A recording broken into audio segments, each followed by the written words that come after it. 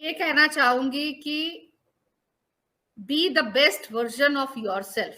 किसी और से कंपटीशन नहीं, आपकी कंपटीशन आपके साथ है।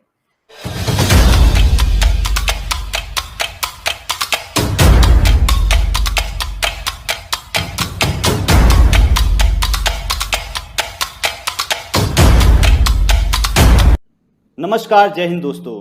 मेरा नाम संदीप है और आज एक खास बातचीत के लिए हमारे साथ मौजूद हैं कमांडर प्रभालाल मैम। इन्होंने 16 साल तक इंडियन नेवी में as an education officer work किया है। Currently she is a motivational speaker and helping people to develop their social skills, productivity, personality. So a lot to know, a lot to discuss. Ma'am, defence corridor YouTube channel में आपका बहुत बहुत स्वागत है। We are really very honoured to have you here. Thank you, बहुत बहुत धन्यवाद। आपने मुझे बुलाया यहाँ बोलने के लिए, तो बहुत आभारी हूँ मैं इसके लिए। Okay, thank you ma'am. Ma'am, मैं आपसे रिक्वेस्ट करना चाहूँगा कि आप हमारे व्यूवर्स को एक छोटा सा इंट्रोडक्शन दे दें। मैं कमांडर प्रभालाल भारतीय नौसेना में 17 साल के आसपास काम कर चुकी हूँ और मुझे इस बात का बहुत गर्व है। मैं नौसेना में एक एजुकेशन ऑफिसर के तौर पे काम करती थी और अभी आफ्टर माय रिलीज मैं एक motivational speaker, professional speaker, trainer और ICF-CC सर्टिफाइड कोच हूँ। मेरा जिंदगी में मानना है कि अगर आप किसी एक व्यक्ति की भी जिंदगी बदल सके अपनी बातों से, अगर वो आपकी बातों से इंस्पायर होके कोई एक्शन ले सके, तो मेरे लिए ये बहुत है। 1% change in the world is also good enough. कहते हैं you should change the world, but if you cannot change the world, you can at least change someone's life. वो जिंदगी भर आपने उसके लिए क्या कर दिया ये आपको पता नहीं है।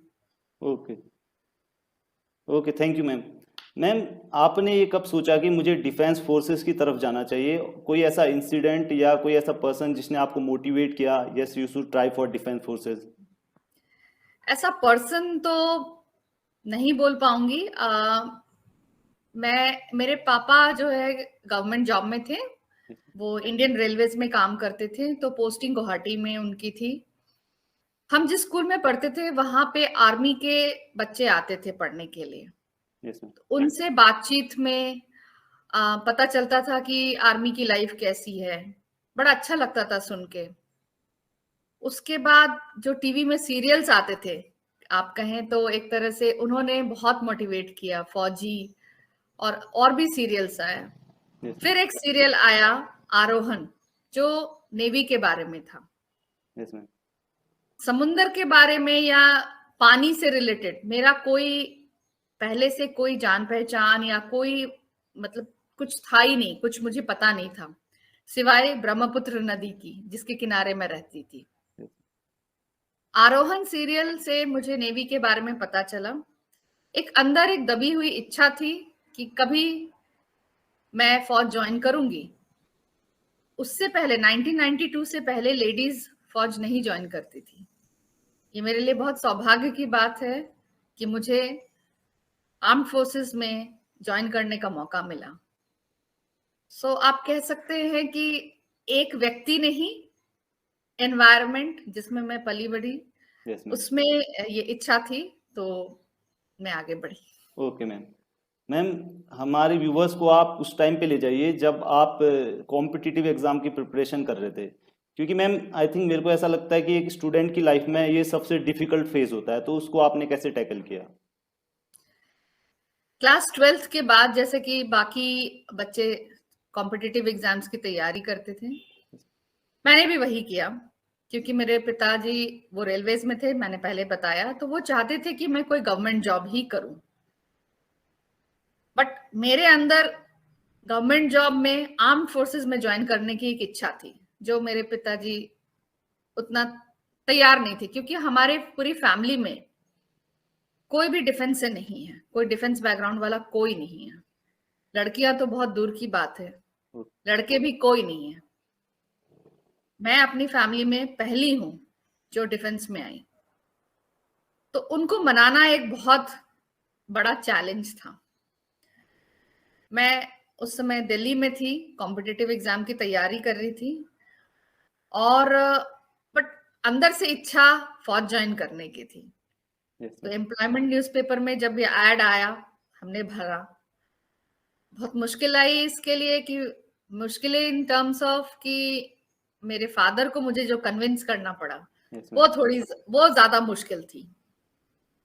और बट किसी तरह जो इसके फायदे हैं, इसका जो तौर तरीका है, रहन सहन है, ये सारी चीजें अगर आपको पता है और आप जानते हो इसके बारे में, आपने इसके बारे में ठीक से पता कर लिया है, तो एज पेरेंट्स मैं ये नहीं सोचती हूँ कि अगर आप उनको बताओ, उनके प्लस पॉइंट्स बताओ, तो वो क्यों नहीं मानेंगे। आपको अपने पेरेंट्स को कन्विंस करना है। अगर आपके अंदर वो इच्छा है, दृढ़ निश्चय है कि मुझे ये करना है, तो आप कर लोगे। ओके मैम, आप अपने एसएसबी एक्सपीरियंस के बारे में कुछ बताएं, कैसा रहा था वो? एसएसबी एक्सपीरियंस बहुत यादगार है मेरे लिए। लोग उसको बहुत टेंशन के तौर पे लेते हैं, बट मैं आपको ये बता सकती हूँ कि अगर आपने मन में ये नहीं सोचा कि मुझे ये जबरदस्ती करना है, आपको वहां नेचुरल रहना है। 5 दिन का फिर मेडिकल्स होता है, तो वो थोड़ा सा लंबा हो जाता है। तो पहला पड़ाव है कि आप वहां पहुंचते हो, पूरी देश से सारे लोग आते हैं, रेलवे स्टेशन में ही आप मिलो, लेकिन आप उस समय तक जान पहचान नहीं होती। फिर आप बस में बैठते हो और आपको लेके जाते हैं कैंटोनमेंट में, एसएसबी जहां होती है वहां पे। और डे 1, ठीक है, अगले दिन आपका टेस्टिंग होता है। बहुत सारे लोग होते हैं, कुछ उस दिन टेस्ट में पास नहीं होते हैं, तो वो वापस घर को जाते हैं। फिर वो जो पास हो जाते हैं वो दूसरी चरण के लिए जाते हैं। इस समय तक आपस में जितने लोग होते हैं, थोड़ी बहुत जान पहचान हो जाती है, और इतना अच्छा लगता है। कोई नॉर्थ से आया है, कोई साउथ से, कोई वेस्ट से, कोई ईस्ट से, अलग अलग जगह से। एक नए तरीके के लोग जब आप मिलते हो, और एक्चुअली स्पीकिंग शायद कुछ कोर्समेट्स मेरे आज वहीं से बने हैं, वहीं से हमारी बॉन्डिंग शुरू हो गई। और वो जो अगले 5 दिन थे, मैं यही सबको ये कहना चाहती हूँ कि आप कोई मुखौटा पहन के ना जाएं। Yes ma'am. जो आप हो, आप वही रहो, वरना वहां पे वो लोग बहुत स्पेशलिस्ट होते हैं, वो आपको तुरंत पकड़ लेंगे। अगर आपके दिमाग में कुछ चल रहा है, आप बोल कुछ रहे हो, तो ये जो है हमारे एक्शंस, हमारा बिहेवियर, ये सब कुछ वहां बता देता है। आपके दिमाग में कुछ चल रहा है, आप लिख कुछ रहे हो, लेकिन उनके क्वेश्चंस ऐसे होते हैं कि वो पकड़ लेंगे कि आप सही नहीं बोल रहे हो। तो वो कहते हैं ना कि मनसा वाचा कर्मणा। मैं अक्सर ये बात सबको बोलती हूँ कि जो हमारे मन में है, जो हम बोलते हैं और जो हम करते हैं, ये तीनों चीज, इसका अलाइनमेंट होना बहुत जरूरी है। Yes ma'am. Okay, thank you ma'am. तो मैम, आपने आईएनए से अपना ट्रेनिंग किया है, तो मैं ये पूछना चाहूँगा कि कैसे आईएनए में, एक एकेडमी में, एक रिकमेंडेड कैडेट एक ऑफिसर में तब्दील होता है? ये जर्नी हमारी 4 महीने की ट्रेनिंग थी वहां पे।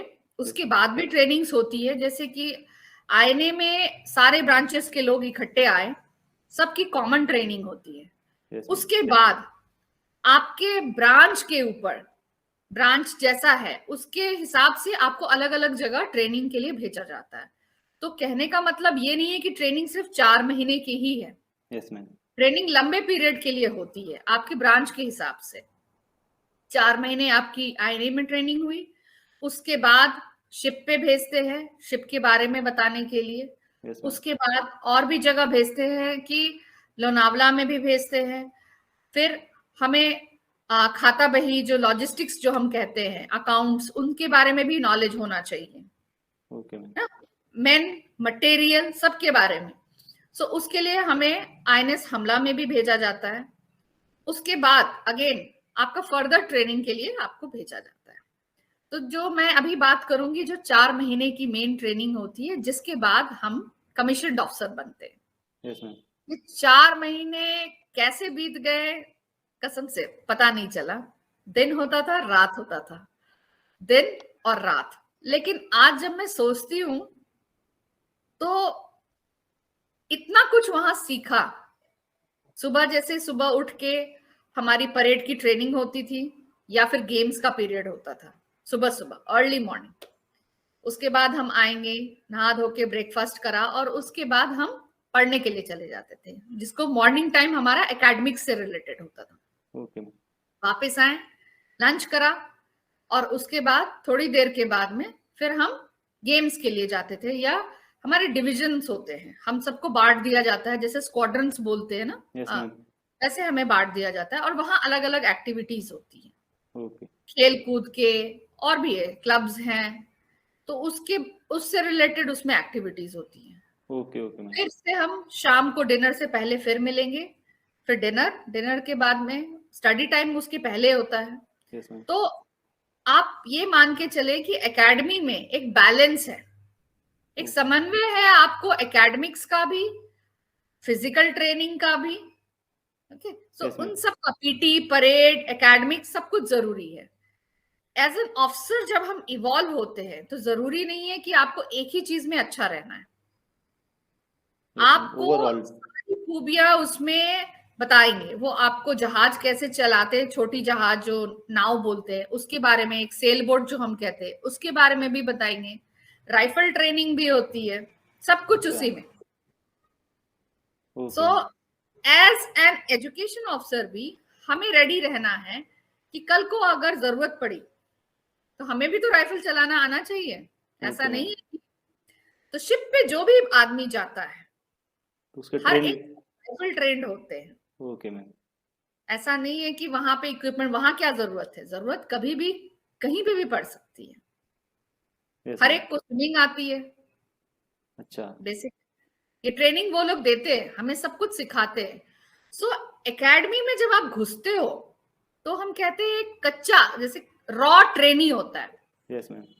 और उस ट्रेनिंग के फेज से, वो पूरी प्रोसेस से वो गुजर के एक ऑफिसर बनता है। तो Yes, ये ma'am. पूरी प्रक्रिया जो होती है, ये रोज थोड़ा थोड़ा इंक्रीमेंटल इम्प्रूवमेंट्स, थोड़ा थोड़ा थोड़ा थोड़ा कर करके, ओके मैम। और एक दिन आपकी ट्रेनिंग कंप्लीट होती हो, आपको पता भी नहीं चलता है कि फौज ने आपको क्या क्या सिखा दिया। Yes ma'am. इतनी कॉमराडरी, इतना जो टीम बिल्डिंग जो वहां पे होता है, हमारे फौज के जो तरीके हैं उससे, कि टीम बहुत इंपॉर्टेंट है। Yes ma'am. ये आपको इनग्रेन हो जाता है आपके अंदर, कॉन्फिडेंस लेवल, कैसे बात करना है, सब कुछ। आप एज ऑफिसर्स, आपको अपने जवानों से बात करना है, कैसे उनसे बात करोगे, कैसे उनको मोटिवेटेड रखोगे। Yes ma'am. ये बातों बातों में जो हम जिनसे सीखते हैं, ट्रेनिंग लेते हैं, आप उनको ऑब्जर्व करते हो, उनको देखते हो और आप सीखते हो। हम कैंप्स में जाते हैं, 5-6 दिन हम इंस्टीट्यूट से, जो नेवल एकेडमी है वहां से हम दूर जाते हैं, यस कोई जंगल वाली एरिया में। हम अपने टेंट्स खुद लगाते हैं, टेंट्स में रहते हैं। Yes, कोई ma'am. वहां बाथरूम की फैसिलिटी या वैसा कुछ नहीं है, वो तंबू लगा के कॉर्नर करके, अच्छा। क्योंकि अगर जरूरत पड़े तो आपको ऐसे सिचुएशन में भी सरवाइव करना है। Yes ma'am. आपको एज एन इंसान ऐसा बना दिया जाता है, इतना अंदर से मजबूत, कि आप किसी भी सिचुएशन में रह लोगे। Okay ma'am. आपको ऐशो आराम की उतनी जरूरत नहीं है, आपको जो बेयर मिनिमम बेसिक जो होता है, बस उतने में आप कैसे रह लोगे। Okay ma'am. सोचते थे ये नहीं हो पाएगा, लेकिन आज देख लो, मैं आपके सामने बैठी हूँ। तो मैम मैं आपसे पूछना चाहूँगा, कोई स्टूडेंट में या कोई recommended candidate as a education officer join करना चाहता है इंडियन नेवी को, तो कैसे ज्वाइन करे, और एक एजुकेशन ऑफिसर के क्या क्या रोल्स एंड रिस्पॉन्सिबिलिटीज होती हैं इंडियन नेवी में? देखिए, एज एन एजुकेशन ऑफिसर अभी तक तो शिप पे हमारी अपॉइंटमेंट्स नहीं होती है, बिकॉज ये सी गोइंग बिलेट फिलहाल नहीं है। लेकिन आपको शिप के बारे में सब पता होना चाहिए। एंट्री लेवल में बताती हूँ कैसे। आप इंडियन नेवी की जो ऑफिशियल वेबसाइट है उस पे उनके एडवर्टीजमेंट आते रहते हैं, प्लस आप एम्प्लॉयमेंट न्यूज़पेपर में आप चेक कर सकते हैं। Yes ma'am. ग्रेजुएशन जरूरी है, बीटेक्स आते हैं आजकल। पहले जो है, जैसे जब से हमने इंडियन नेवल एकेडमी को आए ने, इंडियन नेवल एकेडमी एजीमला में शिफ्ट हुआ है, वहां की जो डिग्री है वो बीटेक हाँ, डिग्री दी जाती है, जो कैडेट्स पास आउट होते हैं, राइट। यस मैम, वहां पे भी हमको पढ़ाने के लिए भेजा जाता है, ट्रेनिंग के लिए, इंस्ट्रक्शनल ड्यूटीज के लिए। सो ग्रेजुएशन आपकी जरूरी है। आप एजुकेशनल क्वालिफिकेशन के हिसाब से आप अंदर आ गए, उसके हिसाब से एसएसबी क्लियर करके एज एन एजुकेशन ऑफिसर यहाँ पे आपको अलग अलग अपॉइंटमेंट्स दिए जाएंगे। दो टाइप के आप बोल सकते हो एजुकेशन ऑफिसर के लिए अपॉइंटमेंट होता है। यस मैम, एक होता है ट्रेनिंग बिलेट, ट्रेनिंग एस्टैब्लिशमेंट्स में, ओके। ओके, जैसे कि आईने इटसेल्फ एक ट्रेनिंग एस्टैब्लिशमेंट है, एनडीए एक ट्रेनिंग एस्टैब्लिशमेंट है। इसके अलावा स्पेशलाइजेशन के हिसाब से अलग अलग ट्रेनिंग एस्टैब्लिशमेंट है। हमारा जो सदर्न नेवल कमांड है, जो कोची में उनका हेडक्वार्टर है, यस मैम, वो एक ट्रेनिंग कमांड है, और इस कमांड के अंदर अलग अलग जगह ट्रेनिंग दी जाती है। जैसे मैंने आपको पहले बताया, आईएनएस हमला, जहां लॉजिस्टिक्स से रिलेटेड ट्रेनिंग दी जाती है। Yes ma'am, electrical training school, जिन्होंने इलेक्ट्रिकल ब्रांच लिया है, वो ट्रेनिंग आईएनएस वलसुरा, जो जामनगर में दिया जाता है। ओके, बेसिक ट्रेनिंग सेलर्स की वो चिल्का में दी जाती है। ओके, जो इंजीनियरिंग ब्रांच में होते हैं, जो शिप को चलाते हैं, जिसको हम सिविल वर्ल्ड में मैकेनिकल बोलते हैं, उसकी ट्रेनिंग लोनावला में दी जाती है। इसी टाइप से डिपेंडिंग कि आपने क्या स्पेशलाइजेशन लिया है, आपकी ट्रेनिंग अलग अलग जगह दी जाती है। तो इन ट्रेनिंग स्कूल्स में आपकी अपॉइंटमेंट होती है, एक वो।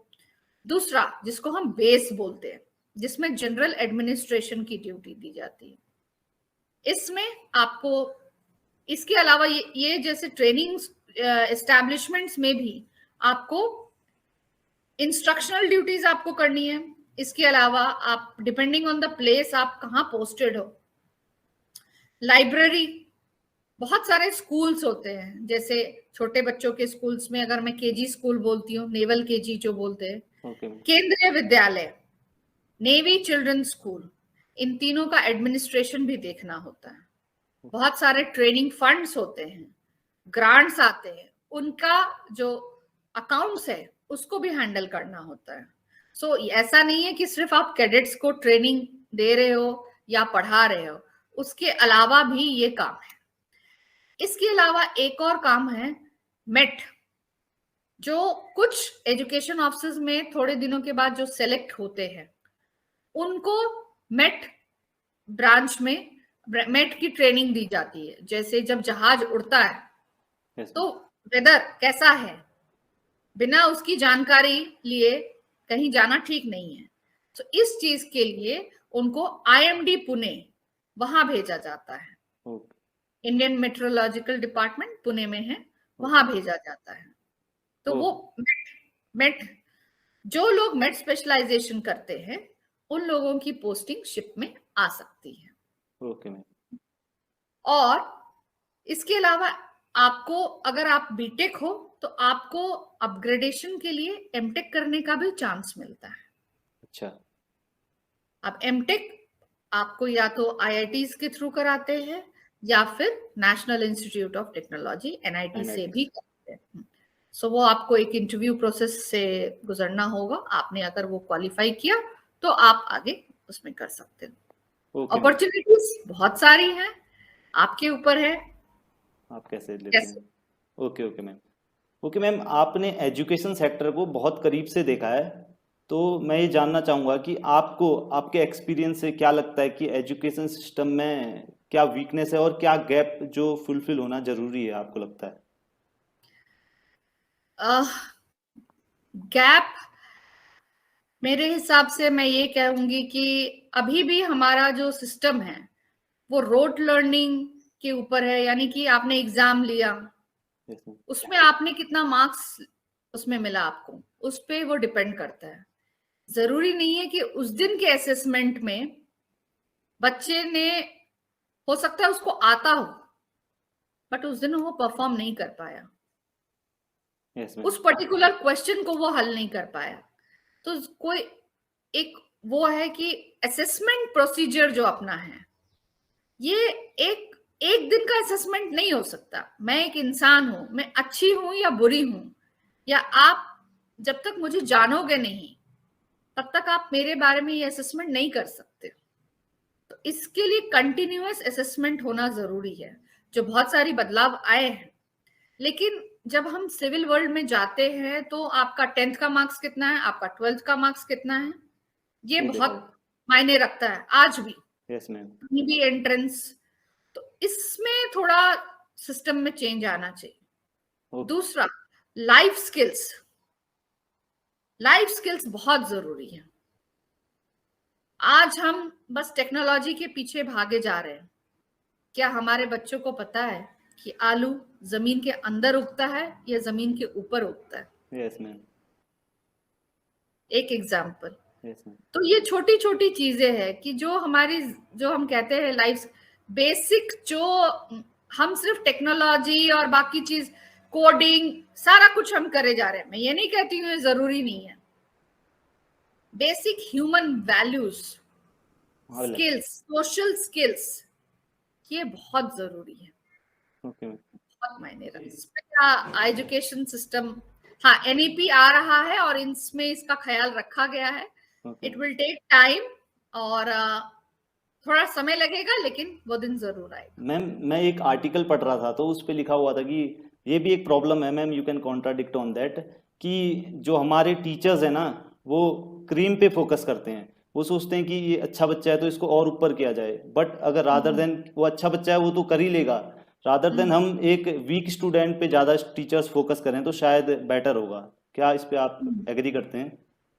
हाँ, कुछ हद तक तो एग्री करूंगी, क्योंकि जो पहले से ऊपर है उसको उतना उठाने की जरूरत नहीं है, लेकिन जो नीचे है उसको जरूरी है कि हम बराबर नहीं तो कम से कम उसके पहुंच तक लेके आए। तो ये जो कंटिन्यूअस इवैल्यूएशन वाला जो मैंने आपको कहा, इसमें बच्चे का प्रोग्रेस मापा जाता है थोड़े थोड़े दिनों में, कि आज बच्चा यहाँ है, कल ये कहाँ पे है। इस सिस्टम में बच्चे का जो इम्प्रूवमेंट है, इम्प्रूवमेंट ड्रास्टिक होना जरूरी नहीं है। अगर कोई बच्चा पेंसिल पकड़ नहीं सकता है और उसने पेंसिल को पकड़ना सीख लिया, ग्रास्प करना सीख लिया, तो ये उसके लिए एक माइलस्टोन है, एक सेमेस्टर के लिए, एक क्वार्टर के लिए। yes, अगले में सही से लिखना। मैं ये नहीं कहती हूं कि उसने पेंसिल पकड़ा और 8 लाइन लिख दी। तो हर आपका जो कंपैरिजन है वो अपने आप से होना चाहिए। yes, आज आप जहां हो, कल आप कहां हो, ये नहीं कि आपके साथ वाले कहां हैं। हर एक बच्चा यूनिक है, उसकी कंपटीशन किसी से नहीं होनी चाहिए, उसकी कंपटीशन अपने आप से होनी चाहिए, हर दिन थोड़ा बेहतर। Okay ma'am, okay, thank you ma'am. Ma'am, currently आप लोगों को ट्रेन कर रही हैं so that they can improve their social skills, productivity and personality, तो उसके बारे में कुछ बताएं। देखिए, मुझे ये स्किल्स ये बहुत करीब लगता है।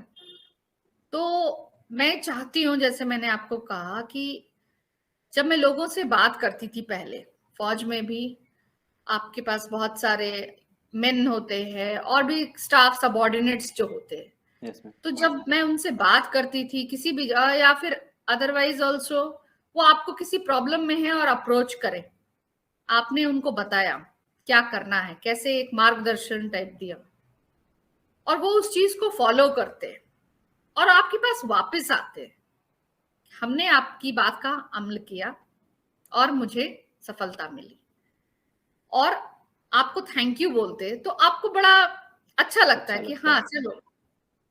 तो ये मेरे साथ अक्सर होता था, इसीलिए मैंने सोचा क्यों ना जब मैं बोलती हूँ लोग सुनते हैं, फिर उस बात का अमल करते हैं, रिस्पॉन्ड करते हैं, उसमें एक्शन करते हैं, और जब एक्शन करते हैं तो रिजल्ट देखने को मिलता है। मैं उनको ये नहीं कहती हूँ कि तुम पहाड़ चढ़ लो, लॉन्ग टर्म नहीं, मेरा है कि तुम्हारा गोल क्या है, उसको मैंने आइडेंटिफाई करना है। उस गोल को अचीव करने के लिए, जो विजन है उनका, yes, उसको अचीव करने के लिए मैं उनको शॉर्ट टर्म गोल्स बताती हूँ। अभी के लिए ये करो, अभी के लिए ये करो, और फिर समय के हिसाब से उसको भी मैं चेंज करती रहती हूँ। ऐसा नहीं कि मैंने सोचा कि 1 महीने तक मेरा ये प्लान है। अगर मैं गाड़ी चला रही हूँ तो स्टीयरिंग मेरे हाथ में है और ब्रेक है। Yes, ma'am. ट्रैफिक के हिसाब से मैं ब्रेक और एक्सेलरेटर दबाऊंगी। अगर सिचुएशन कोई ऑब्स्टिकल आया तो मैं उस पे रोकूंगी, मैं ब्रेक लगाऊंगी। लेकिन अगर रास्ता साफ है तो मैं एक्सेलरेटर दबाऊंगी। ओके। उसी तरह हमारी जिंदगी होती है। कई बार क्या होता है, आप सोच रहे हो मुझे इस पर्टिकुलर रास्ते में जाना है, लेकिन आगे कोई खड्डा है या रुकावट है, तो आप अपने रास्ते से डाइवर्ट होते हो, दूसरा रास्ता चुनते हो, लेकिन मंजिल वही है। Yes ma'am. इसी चीज को देखने के लिए कई बार क्या होता है, लोग उसको देख नहीं पाते हैं। तो एज अ ट्रेनर और एज अ कोच आप कैसे थोड़ा थोड़ा इंप्रूवमेंट करके अपनी प्रोडक्टिविटी को बढ़ा सकते हो, ये मेरा मतलब मेन यही रहता है। ओके, मेन मोटो यही है। यस। ओके कि ओके कैसे आप आगे बढ़ो लाइफ में। ओके मैम, कोई आपसे ट्रेनिंग लेना चाहे तो उसके लिए उसको क्या करना पड़ेगा? कुछ नहीं, मुझसे कांटेक्ट करें और मैं बता दूंगी। आप सबसे पहले उसको ये होना चाहिए कि उसकी तकलीफ क्या है। Okay ma'am. किसी डॉक्टर के पास आप जब जाते हो तो आपको प्रॉब्लम ये होनी पता चाहिए। होना चाहिए कि प्रॉब्लम क्या है, सिम्टम्स क्या है। Okay ma'am. जैसे हम कहते हैं कि प्रोक्रास्टिनेशन, हम कहते हैं चीजों को टालना, ये एक्चुअली एक सिम्टम है, ये यस कारण नहीं है। Yes ma'am. इसका कारण कुछ और है।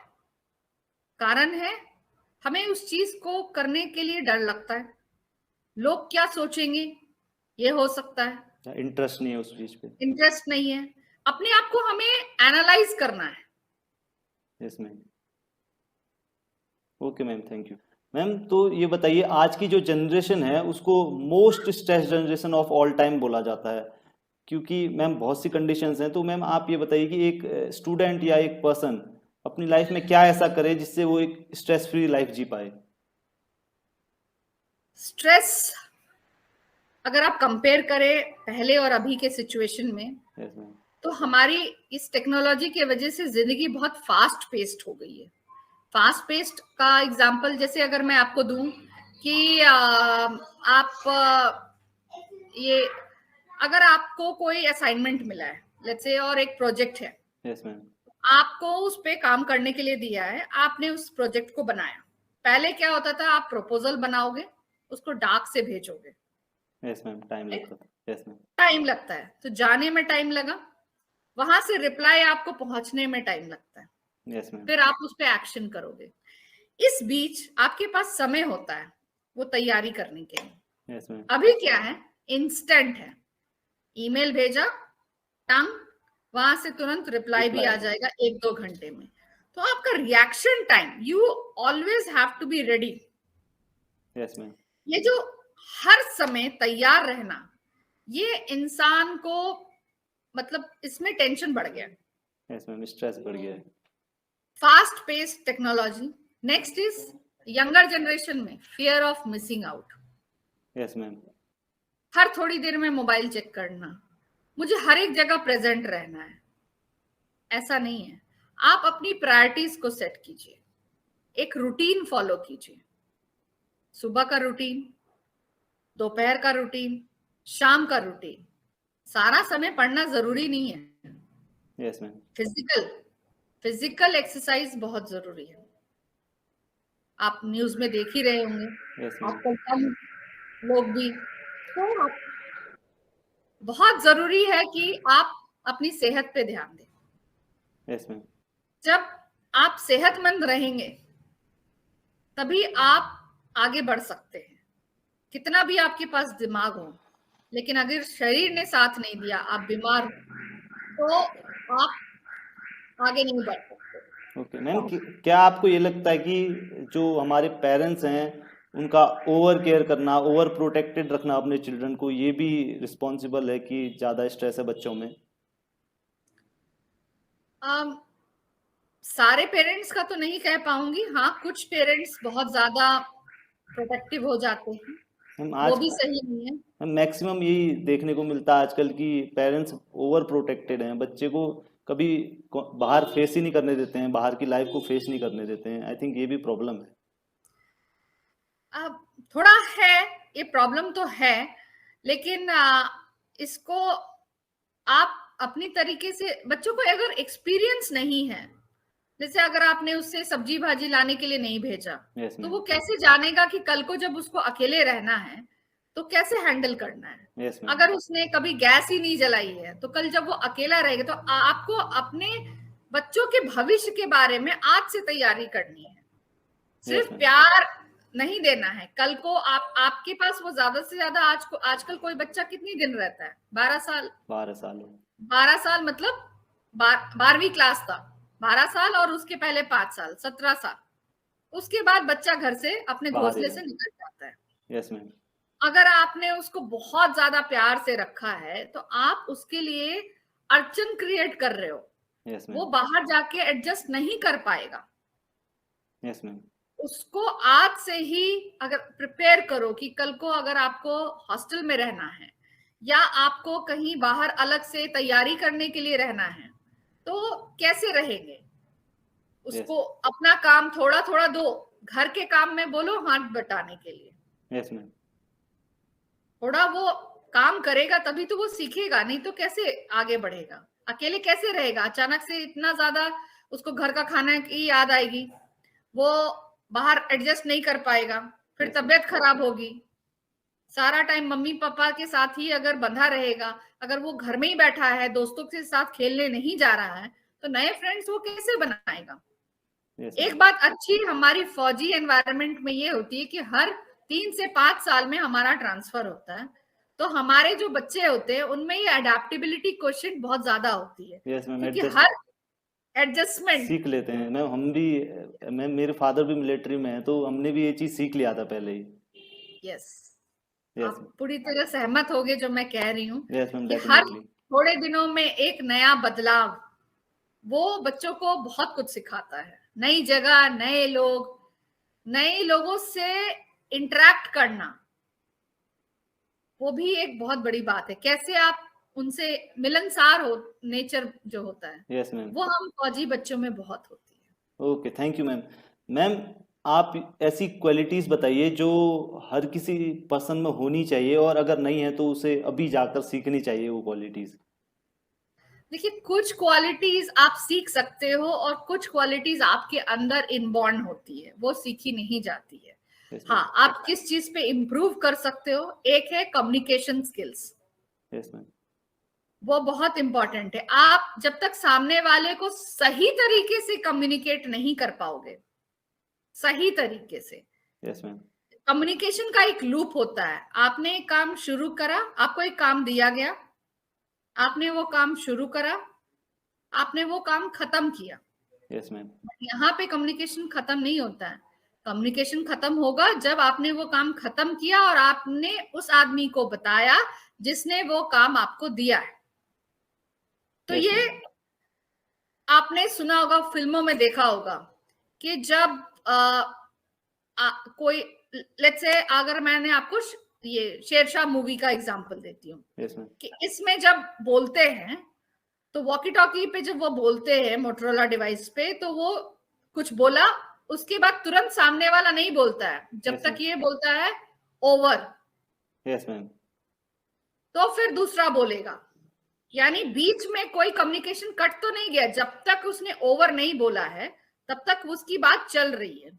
तो पहले एक बात को सुनो, फिर ओवर के बाद आप रेस्पॉन्ड करो। ये हमारी डेली लाइफ में भी बहुत जरूरी है।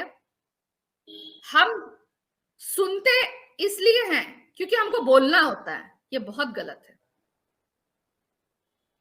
हम सुने इसलिए कि समझे कि वो क्या बोलना चाह रहा है। जरूरी नहीं है कि हर जगह टपाक से हमको आंसर ही देना है, तुम्हें ऐसा नहीं करना चाहिए, तुम्हें ऐसे करना चाहिए। हो सकता है वो व्यक्ति सिर्फ अपने आप को सुनाने की इच्छा रख रहा है कि कोई मुझे सुन ले। Yes ma'am. उसको समझो वो क्या बोलना चाहता है, रिएक्ट मत करो, रेस्पॉन्ड करो। Definitely ma'am. Okay ma'am, thank you very much for giving your precious time. आपने अपने बिजी स्केड्यूल में से हमारे लिए टाइम निकाला। मैम, जाते जाते आप हमारे व्यूअर्स के लिए कोई मैसेज देना चाहेंगी? मैं ये कहना चाहूंगी कि be the best version of yourself. किसी और से कंपटीशन नहीं, आपकी कंपटीशन आपके साथ है। अपने आप में आप विश्वास रखो, उस दृढ़ निश्चय को बनाए रखो। शॉर्ट टर्म गोल्स जो मैंने कहा, यस मैम। अपने लॉन्ग टर्म गोल्स की तरफ बढ़ने के लिए, और इसको हमेशा रिवाइज करते रहो। वीकली गोल्स बनाओ, आज मुझे ये करना है, इस सप्ताह मुझे ये करना है। हर दिन ये सोचो, आज मैंने क्या अच्छा किया, आज मैं क्या अच्छा कर सकता था। उन चीजों पे आप आगे बढ़ो, यस मैम। और कभी गिरने से मत डरो। गलती करोगे तभी तो कुछ सीखोगे। Definitely ma'am. आगे बढ़ो, गलतियों से सीखो, बट गिरो तो जरूरी ये है, उठो। Okay ma'am. उठना ज्यादा जरूरी है।